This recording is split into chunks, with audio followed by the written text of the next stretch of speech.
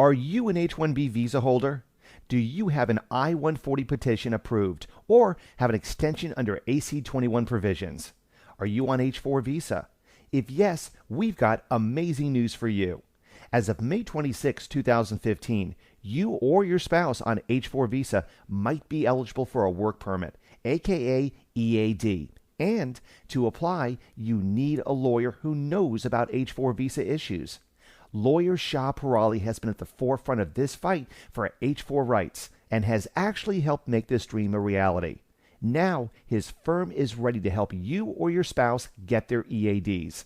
Call 510-742-5887 or visit www.splgpc.com to apply for your EAD.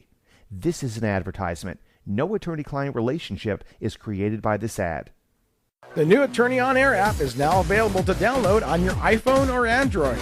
Get access to the latest information and interact on the immigration and debt settlement blogs. That's not all. The app has plenty of entertainment as well. Listen live to the Shah Peerally Law radio shows. Go to www.attorneyonair.com to download it for free. Yes, that's right, for free at www.attorneyonair.com. Is your credit card debt driving you insane? Don't panic and claim bankruptcy. Don't consolidate and end up worse off than before. What you need to do is call the debt settlement team at the Shah Peerally Law Group PC. They have an excellent record of getting your debt reduced at a fraction of what you owe. The best part is you don't pay a penny until a settlement is reached. Stop wasting time and money and call the Shah Peerally Law Group PC at 510-742-5887. That's 510-742-5887. Get out of debt now. This is just an advertisement. No attorney-client relationship is created by this ad. The law firm does not guarantee success. If you would like to find out how your second or third mortgage can be removed for a fraction of its price, call 510-742-5887. Due to the uncertain economy, many people have settled their debts for a fraction of its value. It's recommended to use an experienced lawyer to deal with it. Shah Peerally is an experienced debt settlement attorney and has handled hundreds of such cases successfully. There are no upfront fees for debt settlement. Only when you win, you pay. Call Shah Peerally, attorney at law, at 510-742-5887 or visit yourdebtsettlementattorney.com for a free assessment. This is just an advertisement. No attorney-client relationship is established by this ad. The law does not guarantee success. Call 510-742-5887. And now, from the San Francisco Bay Area studios, KLOK proudly presents to you the prominent attorney Shah Peerally for the Shah Peerally Law Show, coming at you with over 50,000 watts of power. The Shah Peerally Law Show, where all your views matter.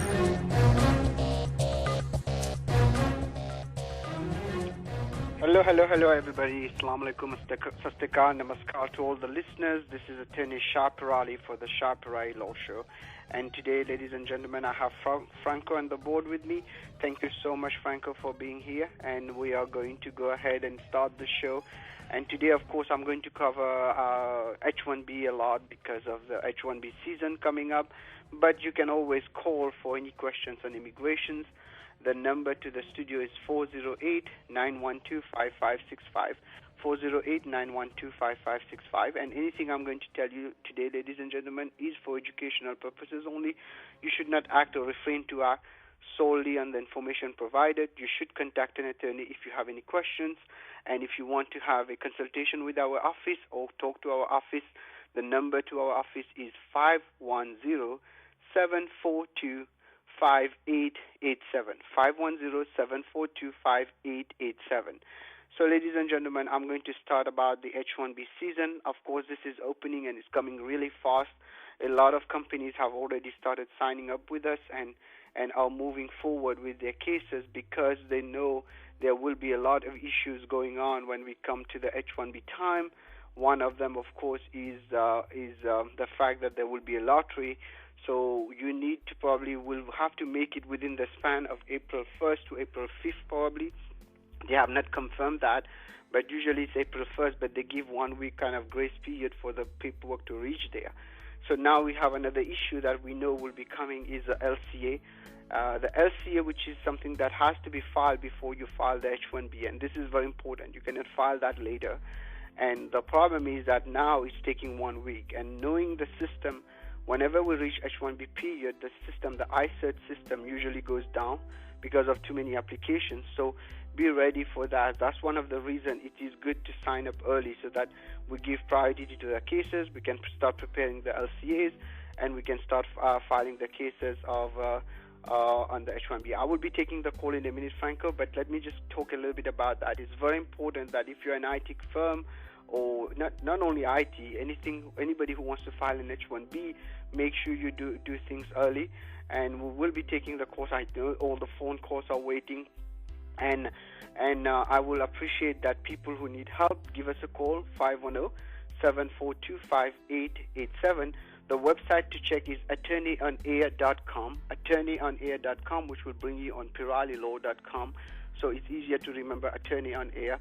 And also you can have a lot of information, a mountain of information there. The website has been rated very, very well. And if you need help, please give us a call, 510-742-5887. Let me take one caller, Franco. This is Shah Peerally, you're live on air. Hi, hello Shah. Thank you for taking my call.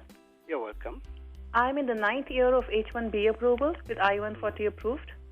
I have been laid off, and my last day of employment will be April 30th.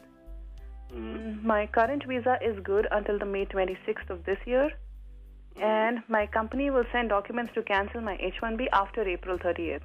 And they will also apply for a B2 visa so that I have some time to pack my bags. And how about the I-140? What are they going to do with that? As of now, it remains active, but my question is, and my I-140 is not from this company, it was from my previous employer actually, but we've been getting extensions on that. Okay, great. Okay, go ahead. My question is that, say sometime in June, after my current company cancels my H1B and I'm able to get a job, can I still use this I-140 to get a 3-year extension? Or do I need to apply for a fresh H1B and all this stuff? No, you can use the same H1B. The same I-140 to get extension. But just to let you know, the amount of time that you think you have under the present company is not what is going to it's not what's going to control. It's the I-140. So next time you transfer, even after April, if you transfer, you should be able to get 3 years as long as the contract is good for more than 1 year with the new company. So don't worry about what you have right now, but there will be a little issue. If after April 1st, let's say they file a B1, B2 for you, and the B1, B2 is pending, you are eligible to stay in the United States. But if you do a transfer, you will only be able to do a transfer of employment, not a transfer of status, because you wouldn't be a pending status. So if that happens, then you might have to do consular processing. That means basically you file the H1B with new employment, and then you're going to request consular processing. And then you can just leave and come back. But everything will revolve around the I-140 being alive. If the I-140, let's say for whatever reason, company A cancel the I-140, you will have an issue with any company. So if you have the I-140, you're good to go. You just have to do it right. And if you need help, give me a call. I'll handle it for you. Thank you so much, Shah. Good luck to you, okay? Let me take another caller. This is Shah Peerally. You're live on air. Hey, Shah. Hello. Thanks for taking my call. You're welcome, sir. Thank you, sir. Yeah, so I have a question regarding B2 visa. So I would like to do visa for my parents. I have an issue, like my surname is like KOTHA in my passport, but my mother and father's passport is KOTDHA. So it's kind of spelling mismatch. So will that be an issue? No, it's usually not an issue because B1, B2 is very independent of whoever is giving the support, the form I-134. So the name is not an issue unless there's some kind of fraud involved. But that should not really be a factor as long as they can explain it was a typo. So you should not be worried about that part because even a friend can give that support.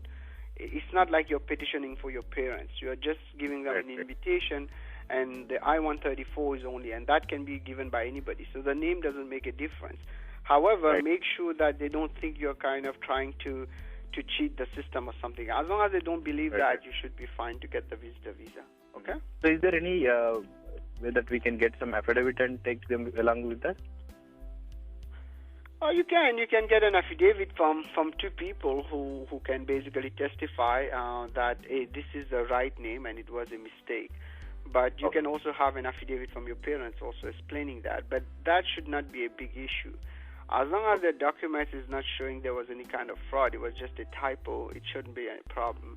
But usually in visitor visa, they don't go by that. They will go by their fingerprint, etc. So I don't think it's a big problem, but if you want to get some affidavit, it's a good idea to have it, because later on you might be able to use it too. Okay? Okay, thank you. Good luck to you. Let me take another caller. This is Shah Peerally. You're live on air. Hi, sir. This is Chandra. How are you? I'm doing well, sir. I'm doing well. What can I do for you? Good. Thank you, sir. Actually, I'm working on a 485 with a company, and if the company fired me by any reason, or something like that. So, what happened to my case? If I get any other job, is that good, or maybe should I look for a body shopping or consulting company to hold my? No, don't look for a body shopping. Let me tell you how it works. What you're talking about here is basically you have an I-140 approved and you have an I-45 attached to that, and you're working on your EAD, right? Yes, sir. Okay, so what happens in this situation, there's a rule that controls, called AC-21, and I think it's section 104C, if I'm not mistaken, that controls this rule. What it says, if 180 days has passed, usually they say after the I-140, but it's 180 days has passed after the I-45 has been filed, and you move to a same or similar position in another company, you don't lose the green card. And same or similar position doesn't need to be another person's company. You can have your own company. You can do a self-petition when it comes to that. For example, you can open your own firm and move yourself to that. It's allowed. Because under AC-21 it's allowed. It's called self-petition. It's not a great idea but it has to be a genuine company, even if you open your own. But you can move it. So if you're having a situation where you're getting terminated, give me a call at the office. I'll prepare an AC-21 letter for you and make you move to another company. The body shopping thing is not a good idea, because the problem is just like it's not an idea that as a lawyer I can advise you to do, because that will be fake and that will be fraud. But if you have a genuine, it's better to have your own company where it's genuinely operating and have a good company moving it. But the AC-21 rule doesn't really work like an H1B. Even there's a delay, as long as you do it right, you should be okay. Okay? So, but thing is, I don't have any client now. But thing is, I will be looking for a job. Maybe it takes 2 months or 3 months or maybe 2 weeks. So, in between, if I establish a company and if I transfer or if I do AC-21 with you, but is that okay between that 2 months, 3 months gap? Usually it's okay, because AC-21 doesn't work like H1B, right? It is not a transfer. You're not transferring anything. All you're doing is saying that you meet the requirements of AC-21. 180 days has passed and you're moving to another company, or you're moving on your own company. So it's not good to wait too long, but it doesn't work like H1B. If the next day you get fired, you're out of the game. So if you do everything properly, you should be able to maintain it. So if that happens, give me a call. Like I was saying, I will advise you what is the next step. Either you go to another company or go on your own, but make sure that you maintain it so that you don't lose it, okay? Sure, sir. I appreciate that. Thank you. Good luck to you. And you can call me at the office, 510-742-5887. Let me take another caller. This is Shah Peerally. You're live on air. Hi. Hello. Hi, how are you? Yeah, I'm doing good. How are you, Shah? I'm doing well, sir. I'm doing well. What can I do for you? Actually, there was a previous caller mentioned about the 140 approved, and you mentioned that if it is alive and it can go through. Just wanted to know, is there on the USCIS or anywhere else we can find out if our 140 is still alive and has not been revoked? That's a very good question. One of the way to check it, of course, is to go ahead and go online, type your receipt number. Usually, if it is revoked, it will be written there, but sometimes they don't update it. The other option is you can do what we call a FOIA request, Freedom of Information Act. And lately, we had got some callers, I think 2-3 weeks back, who confirmed that they are releasing all the documents within 6 weeks. So you might know that. You do a FOIA request, Freedom of Information Act request, and actually now they created an app for it. You can just download the app and request that. So that's a second way. And the third thing that might be happening, a court on the Second Circuit, I think, said it has to be disclosed to the candidate when they revoke the I-140. They have not implemented that yet, but if this gets implemented, it will be very helpful. At least people will know if the I-140 is alive. And fourth, there's another rule that is coming, hopefully, that they will not even be able to revoke it. So all those things are happening, but the first two steps are already there. You can check online through your receipt number, and two, you can also do the FOIA request, Freedom of Information. You might get all the documents right there. Okay? Okay. And is there any particular time limit until which it is alive? Like, it's been already 10 years for my no, there's no 140 time. approved. There's no time limit, but there's a problem. The problem is if the dates become current, they might deny you the extension based on that, because you see the dates became current, you should have used your I-140. I've seen a case like that. But there's no real limit, especially in EB3, which is taking like 15 years, so there's no real limit on that. My advice is to make sure that as soon as possible your other company file your labor and your I-140 and borrow that priority date, because you can enjoy that priority date. So give me a call at the office. I'll guide you what to do if you need help. But right now, the best way to know is go online or do a FOIA request, and that is free. You can just go and do it. Okay? Okay, thank you. Okay, good. So just to let people know, the FOIA is the Freedom of Information Act. It's used pretty much for everything in America, and for immigration, it's good. And then if you go on the USCIS website, it's the form G639. Okay, let me take another caller. This is Shah Peerally. You're live in here. Hello, Mr. Shah. I have a question on my I-94 expiration. Yes. So my I-94 and my passport are expiring next month, March 29th. And right now I'm processing my passport renewal. So my question is, in the case of if I don't get my renewed passport before my I-94 expiration, what would be the situation? Well, it doesn't. Okay, if you don't get your passport, you're saying? Before your passport. What you need to do then, you need to file the... Well, anyway, you should file the extension, passport or not. The only issue becomes the passport is when you're traveling outside. The problem of them stopping the I-94 based on the date of a passport happens only usually when you're traveling outside. If you're inside, even the passport expired, they will still do your 797 extension through the USCIS Department of Homeland Security. So my recommendation at this point, do you still have your visa? Till what time is your visa available? Yeah, I have visa till next year, till September. So visa is fine for a year and a half from now. Okay.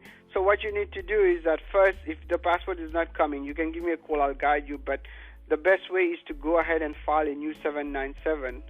Basically file an extension on your H1B, because the I-94 kills the H1B status in March. Or the other option, once you get if they get the passport on time, just leave the country, come back.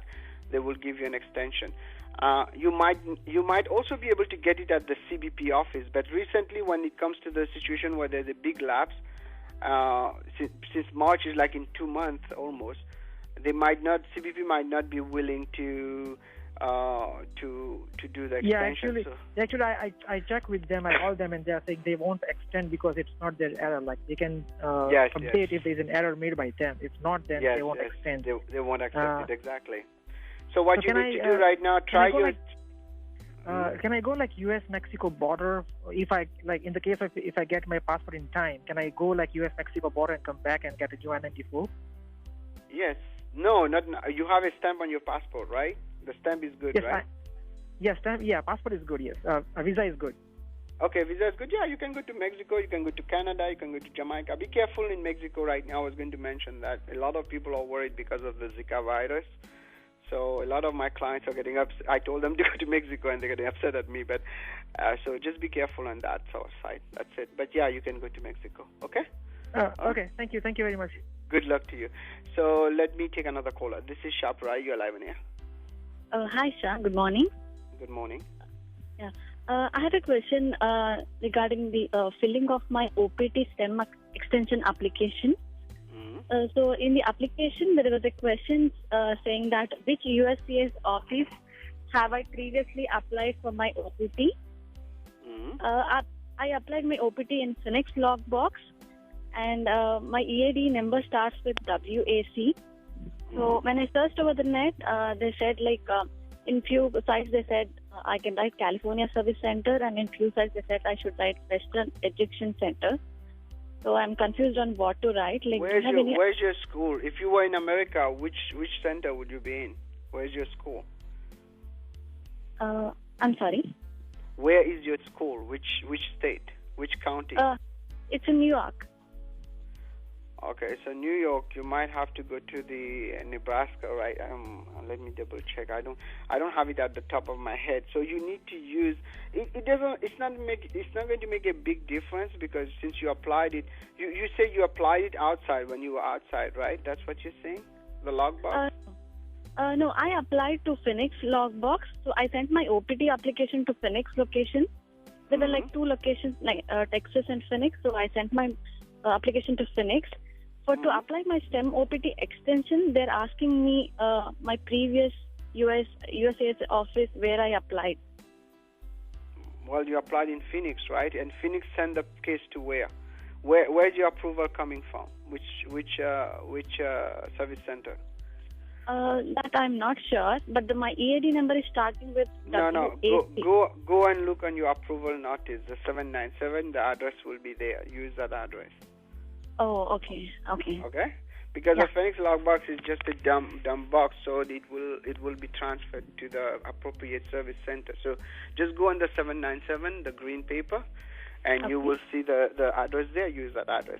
But it's not a big problem. Even you make a mistake, they don't really deny you on that. Okay. Okay. Sounds good. Okay, Thank you so much. Good luck to you. Let me take another caller. This is Shah Peerally. You're live on air. Hi. Hi. Good morning. Good morning. How are you? Yeah, I'm good. How are you? I'm doing well. You're live on air. Go ahead. I'm listening. Yes, I have a small question for you. Actually, I'm doing MS in one of the colleges, and our college accreditation is till 2017. And my question is that, do we have any problem with the college in case of OPT extension and H1B processing? If the college accreditation will not extend? Yeah, the accreditation. On the OPT, I won't know, because the DSO should know that better. But the accreditation, it will be a problem if you want to apply based on that for your H1B or the master's cap. I was going to discuss about master's cap. But, I don't advise people to use an accredited school, because it becomes a big problem. I had cases after 3 years they come and reverse them because they use a master's cap, etc. But the OPT, I don't know the answer. You have to talk to the DSO, because it's up to the government and the DSO to decide if they will allow people to get OPT. So far in the past, they have given OPT even to an accredited, but lately they have been very strict on that. So you might want to check, otherwise transfer the school to an accredited school. Okay? Okay. Okay. Thank you. Good luck to you. You're welcome. Let me take another caller. This is Shah Peerally. You're live on air. Hello? Yes, sir. You're live. Yeah. Hello, sir. Good morning. This is Pankaj. Good morning, sir. I have a question for my son who is on H4 and he's I-94. It expired on 26th Jan. And this is I cannot hear you. Your phone is breaking. Can you repeat that? Hello. On H4. Hello. Can you hear me? Yeah, go ahead. Let me see. Yeah. My question is, my son who is a dependent visa, that is H4, and his I-94. His I-94 is expired on 26th of Jan due to his passport expiration date. But on that passport, he is valid visa till April 2016. Now he is having new passport with new expiration date till like 2018 with the visa extension also. But now the I-94 is already expired in 26 Jan. So what will be his status now, or how we can extend the I-94? When did it get expired? 26th of Jan. Yeah, you need to make him leave the country and come back immediately. You have 180 days to do that. If you don't, he will be out of status and you will have a lot of issues. And how old is your son? Is he 18? No, 13 years. Okay, 13. You still have a chance because 13 years and no full presence in the crew. He's out of status right now. You need to take him out of the country and bring him back. He will get a new I-94 with a new passport, okay? Because you won't be able to extend it now. You already passed the date. And just go ahead. You can go to Mexico. Well, I keep saying Mexico. It's up to you guys. Mexico, Canada. Right. And just come back in the afternoon. She will get. But do that as soon as possible because right now, technically, he's out of status. Okay? He's out of status. Yeah, and you won't be able to do an extension because you already passed the date. You should have filed an extension earlier, or now you still can just leave and come back. Since he has a stamp, it won't be an issue. They will give him a new I-94. Make sure you do that as soon as possible, okay? Okay? Thanks. Good luck to you. Let me take another caller. This is Shah Peerally. You're live on air. Hi, Mr. Shah. So I had a question. A couple of weeks back when I was listening to your show, there were some questions, or you were saying something about there's a new proposal for EADs or the I-140 or things like that. I totally missed that information and I didn't get a chance to call back the same day too. What is the proposal? Let me cover it quickly. There are two propositions. There's one which was the I-140 EAD. That was proposed a long time ago, but that's kind of dying right now. Right, that Nobody's also reverted back, right? Yeah, nobody has really taken care of that one. But there's another proposition where basically companies will not be able to revoke I-140 and priority date will stay and things like that. That one's still going on. The comments are ending on February 29, and after that we will know what happens next. So that was the one that is still might be good. It's not great thing. Only thing is that it will protect the I-140, which is very important for people who have reached 6 years, right? So that's basically the only one that we see alive. At that time when I was talking, I got all excited because I thought, okay, if one is going through, the other one will go through. But you know how politicians are; they just make a big hype and then things go down, up and down. Right. So we just have to wait on this one. This one on April 29, we will know how the comments are. And if those comments are good, then we should see that part go to law. At least people will not be able to revoke the I-140. Doesn't mean you will be able to use the I-140 for a green card. The only thing you will be able to use it to extension of H1B. That's what I was talking about. But then, that was at that time. Things have changed since then. Things are changing every day now. Okay? Okay, so basically they say that they cannot revoke it. Is that the new thing? Yeah, that's what they are proposing. The companies cannot revoke it. Well, government can always revoke it if there's fraud. That's different. But you know how the companies are. Some companies, what they do, they become mean when the candidates leave. They just revoke the I-140, and that candidate without an I-140 after 6 years stuck cannot do an extension, right? So that's what they are talking about here, and also the priority date will also be captured, which is. Even now it's there, but then it's not really clear. So they are going to put that, and they are going to put some other stuff in there. I don't want to analyze it because I don't trust that will be the final law until we see it. So once it's out after February 29, so by end of March, hopefully, or mid-April, we will know where this stands. Okay? There's no update on the dates moving forward for EB to EAD. Oh yeah. That's one other thing I wanted to discuss. I got so many callers earlier.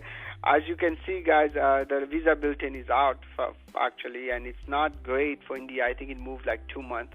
But the kind of trick which is kind of interesting is people who are born outside India. If you look at it, even EB3 is current.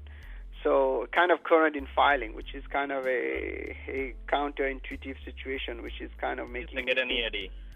Yeah, not only to get an EAD, you file under EB3 and you get a green card pretty much very soon, right? And that's kind of a little bit kind of unfair, but what can we do? And I'm going to continue the fight. We have this petition online, change.org. And please sign it. And if you go and reduce EB2 time for India, it's there. It's getting a lot. but it stopped gathering momentum. People got discouraged. But, we have to keep fighting, and hopefully Obama will come up with some kind of miracles before he leaves. He's doing that a lot lately. You see that on climate change. You see that yesterday on some other rules he's trying to pass.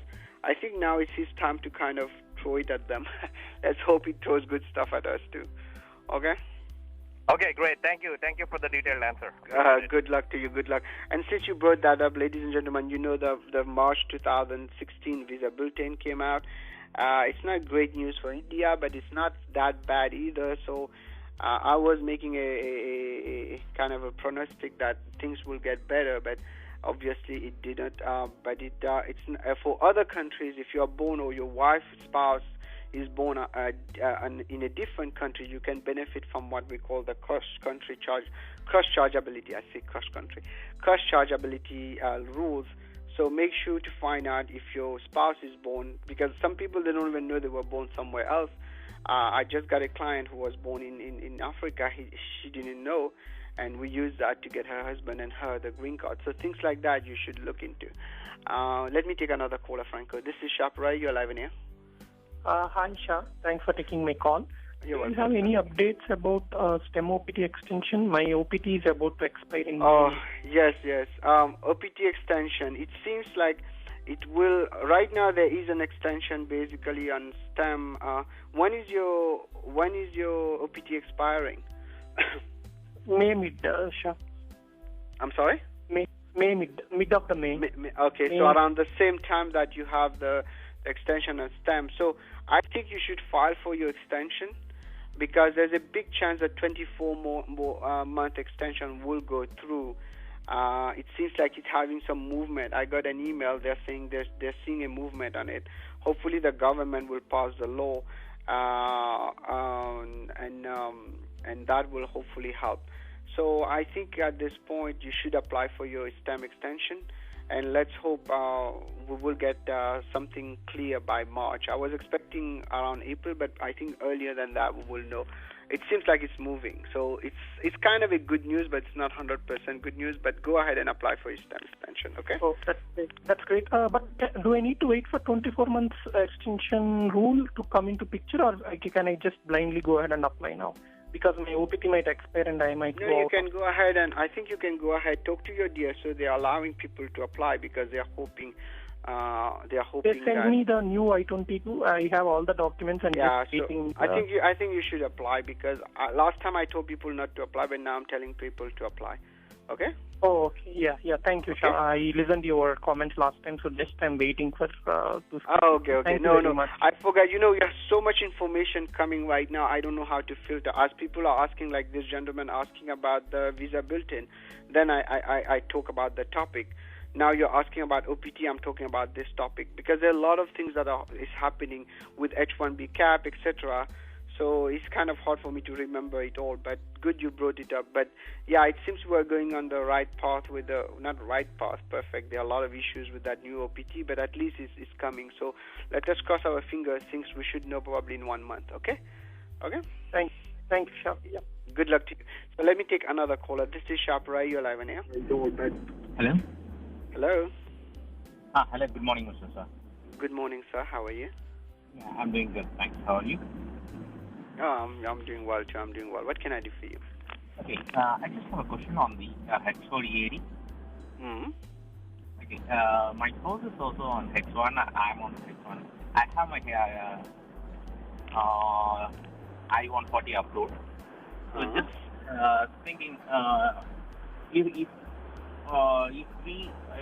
we apply for a H4EAD for my spouse and can she work for the same employer on H4EAD? Of course. Okay, you're asking the question, your wife is on H1, you want to convert her to H4EAD, right? Yeah. Yeah, of course. H4EAD is a work permit, so you can work anywhere you want. So, but unfortunately, some employers are not really kind of reluctant to take people on H4EAD sometimes. But no, she can work as long as she has a work permit, yeah. And if you need help to shift, just give me a call. We'll do it smoothly so that it just shifts from one to the other, okay? Okay. I have another question. So, while she's working for the a company on H4 EAD, can he also start a small business? Of course. H4 EAD is amazing. It's almost like having a green card, except it's dependent on the H1. You can do pretty much everything. Okay. You can open a business. You can have 3-4 jobs. It's a lot of flexibility. So, yeah, she can. Actually, I encourage people to do that because one of the arguments we made when we were fighting for the H4 EAD to the president is saying that we are going to create jobs by those H4 EAD, opening small businesses, things like that. So I would like to see a lot of people opening business under H4 EAD, okay? Thank you very much, sir. You're welcome, sir. You're welcome. So, ladies and gentlemen, we had a lot of calls and we very, very interesting question. It was really a diverse number of questions, and I had Franco who really helped me on the phone today. Thank you, Franco. And I want to tell you, anything I told you today is for educational purposes only. You should not act or refrain to act solely on the information provided. The number to our office is 510-742-5887. And if you are hearing, today is basically February 11, so if you're hearing this show another day, that means it's a recorded show. I am a little bit busy with the H1, so sometimes I put recorded show, but you should enjoy. But whenever I have time, I try my best to at least do 1 show, 2 shows a week live. So please feel free to call our office, 510-742-5887. And I think we have 4 more callers, but before I take the callers, I just wanted to bring another topic. A lot of people have contacted us. As you see, the market is very volatile right now. A lot of people, not only we are seeing situations where people are, the Dow Jones is going down, NASDAQ, etc. I'm not an expert, but it seems it's not really great. And a lot of layoff. We are seeing a lot of layoff, especially we heard Yahoo announcement, etc. So for those who need help, not only on their H1B, but who are now struggling because they have to live off credit cards, we can, if you use your credit cards and you need help to settle them, so that, because it's kind of hard oftentimes, people 2-3 months without job, they use their credit card, and suddenly when they get a job, they cannot really repay it. So what we can do, we can help you settle those credit cards. And we can also do the same if you have people have sued you, judgment, if you're in litigation, we can negotiate those litigation. We don't go into the litigation itself, but we negotiate during the litigation. And some people in some places in California, we can also help with second mortgages. In the Bay Area, it's not really possible for second mortgages, but we can still do it when it comes to some other areas where the house are underwater. So where we can help our credit cards, litigation, any loss, any debt that you have, just call us anyway. We won't charge you until we get a deal when it comes to debt settlement, okay? So don't confuse the two. Debt settlement, only when we get a deal we charge you, and we charge you usually on a contingency. So if you need help on debt settlement, 510-742-5887, and we have a special blog or website for it. It's called yourdebtsettlementattorney.com, yourdebtsettlementattorney.com. And feel free to call us, and we will be glad to help. And as you know, right now is H1B season, so please make sure you start early. And for companies who want to work with us, we will give you a very good service. And of course, we are not magicians. We can only do things that are possible, but we will put our heart to it. And so far, a lot of people have been very happy with our service, and it's been years and years. So keep it up and call us if you need help. Let me take another caller. This is Shah Peerally. You're live on air. Hi, my name is Vijay. I have a question for Shah Peerally. Yeah, this is Shah. You're live on air, Vijay. Hey, this question is with regards to filing N400. Yes. Yeah, so in the N400 there is a section for citations, etc. So I was going to put my driving tickets on it. I'm assuming I need to put the driving tickets on it. Yeah, I will recommend putting it. Sometimes some forms they don't ask, some forms they do, but it's better to put it, and it won't affect your case. If you don't put it, it might affect because they might say you lied. So put it in there and bring a copy of the ticket if you have. So the thing is, I didn't remember all the days. So I went to the DMV and I asked for a driving report. But the DMV's driving report seems to not have all the tickets I thought I have. Okay. Maybe you don't have it. Well, that's very actually, hard. I know because in 2007 I had a ticket, but that ticket obviously I took a driving test and it went away. But in DMV's report, that ticket is not there. Wow, you have a lot of driving tickets.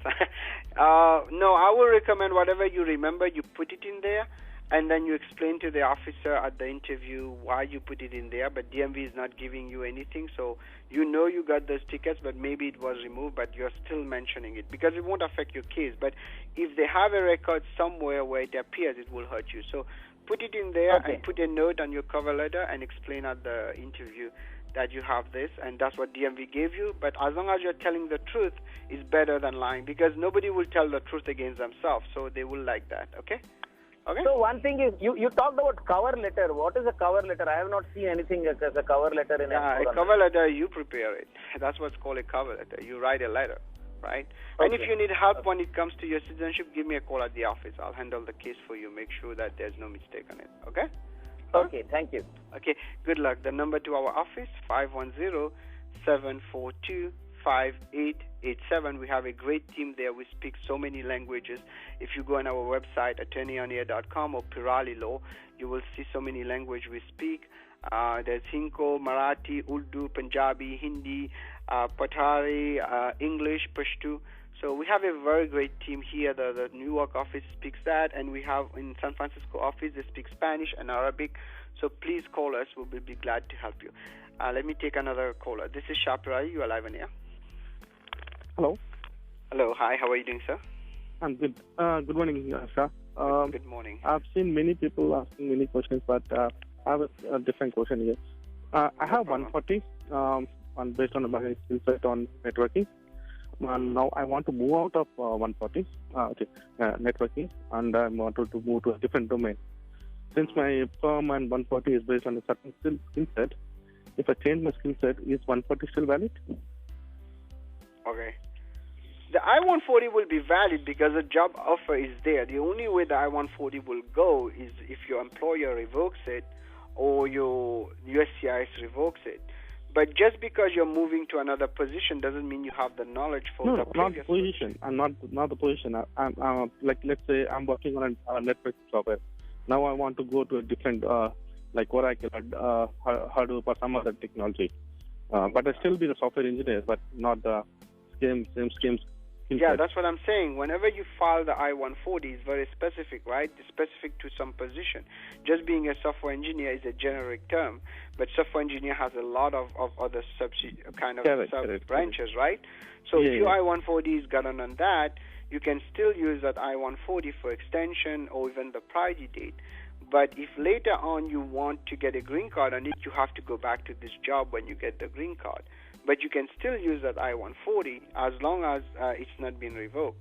So it doesn't matter. But if you want to move forward in life, I would recommend filing a new permit with a new I-140 and borrow that priority date. So that's only, but for extension of H1B and things like that, it's valid. And you can even go back. For example, let's say I got an I-140 as a paralegal, right? And then I became a lawyer. And then later on, my I-140 becomes current, and I want to go back to being a paralegal. It's my right? I can go backward because it's my right as long as my company is allowing me to do that. But most of the time, it's not logical, that's all. But no, your I-140 don't die like that. Okay. No. The problem is that we use some certain keywords to get a perm, right? Like the keywords that he's expert in this technology. So should that keyword still match? That was my concern, actually. No. You mean to transfer the priority date? Yeah, priority date or whatever. Yeah, priority date has nothing to do. No, it has nothing to do with the job description. You can have a priority date on some other areas completely different. You can transfer it. It's only the date you're transferring. So it's not a problem. The priority date is still valid? Yes. Your priority date is still valid, and your I-140 can still be used for H1B extension too. Okay? Thank you. Good luck to you. That's a very good question you asked, because there's a lot of confusion on that. So just to recap, people who doesn't understand what we're talking here, even if you have an I-140 on a different job, and you want to port that priority date to a completely different job, that priority date is portable. That means you can send it there. Okay, so let me take another caller. This is Shah Peerally. You're live on air. Hi, Mr. Shah. Thanks for taking my call. You're welcome, sir. This is Ravi from San Jose. I have a question on EB1C. So my EB1C was filed in last week of, middle of September, and in the processing time chart, I see as of 31st December, it says for multinational executive, it is 16th of August 2015. What does that mean? Should I expect within 1 month any decision on my case? Because it still says the case was received. So I just wanted to know from your end. Okay, your phone keep cutting off, so let me get it right. You filed an EB1C in September. Did you file the adjustment of status? Only the I-140? Only I-140. Okay. And what did it say on your receipt? I didn't hear that part. Sorry? You said that something was mentioned on the receipt. I couldn't hear because your phone cut off. Case was received. That's the only update. Case was received. Yeah, they're very, very, I don't want to say lazy, but they're very overwhelmed right now. So things are going this way. I filed a couple of EB1C and even National Trust Waiver and even EB1A. They're very slow. So there's nothing to do. It was filed in September. Did you get a receipt on the case? Yes. And okay, then you just have to wait and see. If I were you, if you had a good EB1C case, I'll file for my adjustment of status too. Then you get the EAD. But if you don't want to do that, it's fine. But I-140 right now is taking around 6 months if you don't do premium, and I think EB1C doesn't have premium if I'm not mistaken. So I don't know. I might be wrong on that. I have to double check on the EB1C if there's premium or not. But you are eligible to file your adjustment of status also. But no, it's normal what it's showing, because sometimes the system doesn't really get updated on time. They have a shortage of people working right now. Okay? So just be patient and wait on that. If it is regular, it will take around 4 or 5 months to 6 months to get an approval. Okay? Thank you. Good luck to you. So I don't know if I have more callers, Franco, but this is Shah Peerally. You're live on air. Hello? Hello. So, ladies and gentlemen, we're almost done with the show. So I was expecting to have Amit on the show today, but it seems like he's not here. So I'm not going to take more callers than Franco. So I will go ahead and talk a little bit about the major issues I was talking about today, which is basically H1B. H1B is big right now. A lot of people are expected to apply, and a lot of people are going to apply from different companies. So few things I'm going to advise you. If you're filing with 3-4 companies, make sure you're consistent on your work, okay? You're allowed to do that. You are not allowed to file 2-3 H1Bs with the same company, but you're allowed to file with different companies, provided you stay consistent. You don't want one to look like you have a big resume of for example, Java and cloud computing or something, and then the other one has you are a lawyer, something like that. So you can be both, but put everything in one. So be careful on that. And if you are a consulting firm, be careful when we are preparing those H1Bs. There are a lot of traps in those.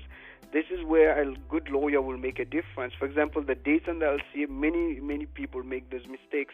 They don't match the dates right, and what happens, the case gets rejected, and it will be too late. And also what happens, don't use a non-lawyer to do that. Yesterday I was at the immigration, and they were questioning one of my clients extensively who prepared the case. Luckily, it was me, so it was no problem. But they asked him several times, did you prepare any case with a non-lawyer? So you think you get smart by going to a lawyer who's not licensed or who's pretending to be a lawyer, because there are many of them. They call them consultant, accountants, whatever they call themselves.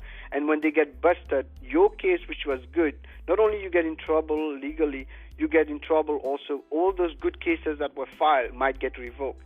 And we are seeing a lot of them, because what they do, they go all the way. And also make sure you're filing with a lawyer who's licensed to practice law. Especially it will be good to file with a lawyer who's practicing in California, because if there are other California issues, you can handle it from here. So make sure that you check all this when you're doing your cases, and just don't try, because I know it's very easy sometimes to go with non-lawyers, and I know there are many groups here in the Bay Area that pretty much practice immigration law without a license. And those people will get busted because they are investigating them heavily recently. And once they get busted, guess what? Even your good cases are going to be in the loop in there. They will investigate you too, even if your case was good. So make sure you're hiring a lawyer to do the case. There are many good lawyers out there, and our law firm has distinguished itself in the past. Of course, we are not perfect. Nobody's perfect, but we do a good job, and we take care. We keep things really real for our clients, and we do things very much into, I don't outsource the cases. The cases are done in our office, in our 2 offices, so it's done properly, and we know the issues. The issues are very, very technical now, especially if you're an IT consulting firms. I've written many articles based on those, especially the mistake that are out there. So if you are doing an H1B, make sure you're getting the right lawyer. And you can check our ratings on AVO. You can check our work, and we have been awarded many awards, including super lawyers from Congress, etc. So check our website before you do anything. So please give us a call if you have any questions. 510-742-5887, 510-742-5887. I was expecting to have Amit on the phone today, but it seems like he's busy. So I'm going to just finish today. I'm going to talk a little bit about the last part is, of course, debt settlement. Debt settlement is, I was talking about it earlier. Debt settlement is something really interesting because a lot of people find themselves suddenly in debts without even realizing. For example, you might be in an accident and you got sued for it, and you have a big debt on your head, and insurance is not covering it, or insurance is claiming money from you, and they don't. It's not even at a lawsuit level where you have to pay a lawyer to defend yourself on an hourly basis. We can pretty much kind of negotiate those for you. You might also have a lawsuit against you about anything. You owe money to someone and they are suing you. We can negotiate those. And let's say now you owe money to credit cards, which is a big thing, or you owe money to a line of credit, SBA loan, etc. That becomes very difficult because, especially for SBA loan, when you look at it, it goes to your taxes and the government treasury. They will cut it on anything, and they pretty much have a right to put their hands in your pocket. Now, the other worst part is that if they file a lawsuit against you, even non-SBA, any regular case, what happens to you, they will probably win because you don't have money to defend yourself. And once they win, they get a judgment against you, and they record that judgment. Guess what? They can pretty much get into your pocket. They can take your paycheck. They can take they can levy your bank account. They can also basically put lien on your property. The big thing of a lien on property, because you have a house, you probably keep it for your kids, and then you end up by having a situation where the house is there, and you are keeping that as a savings or retirement, and then suddenly you see a big lien hitting on it, on your equity on that house, and if the house is paid off, it's worse. And they will make sure that they will foreclose the house or keep it. When you sell it, they get their share. And more time goes by, more they add interest on it. And SBA doesn't even need to sue, by the way. SBA loans, for those who have small business loans, SBA is a program by the government, kind of.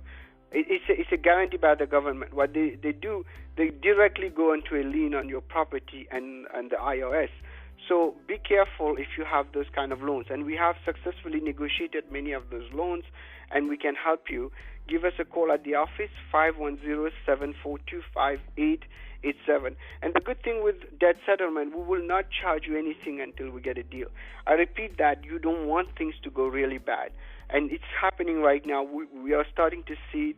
Things are not getting great. And as you see, one of the reasons you're seeing Bernie Sanders doing very well is because the economy is, it's not the economy, it's very much in a very unjust society we are living in right now. And things are really bad for people who are the middle class.